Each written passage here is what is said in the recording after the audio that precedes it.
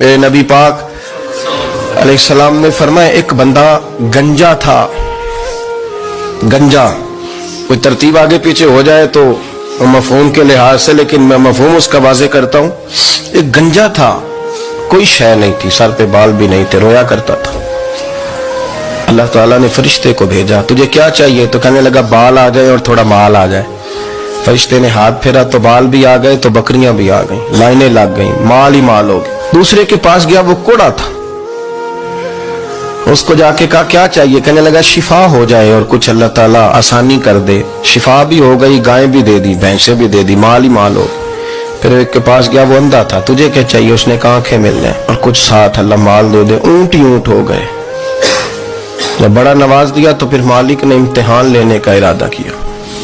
یاری تیری سونا ہے اور آزمائشاں بھی تیریاں اگ. آزمائشاں تیریاں، صحیح کہہ رہا ہوں، آزمائشاں تیریاں، یاری تیری سونا ہے اور آزمائشاں تیریاں.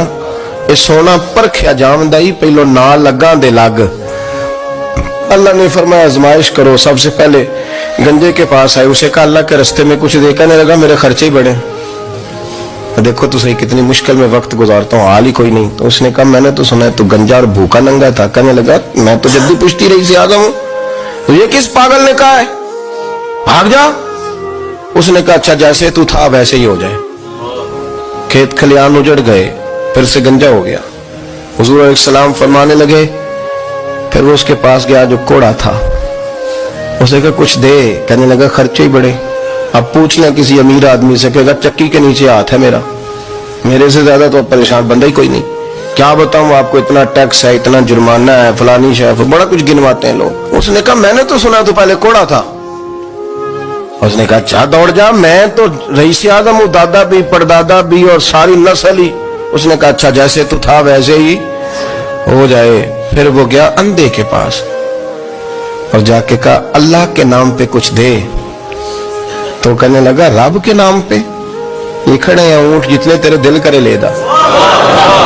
اس نے کہا کیا معنی اس بات کا؟ کہنے لگا یار تجھے کیا بتاؤں، میں تو اندھا تھا، میں نے تو کبھی دنیا دیکھی نہیں تھی. پھر اس کریم نے فضل کیا تو مجھے بڑا کچھ دکھایا.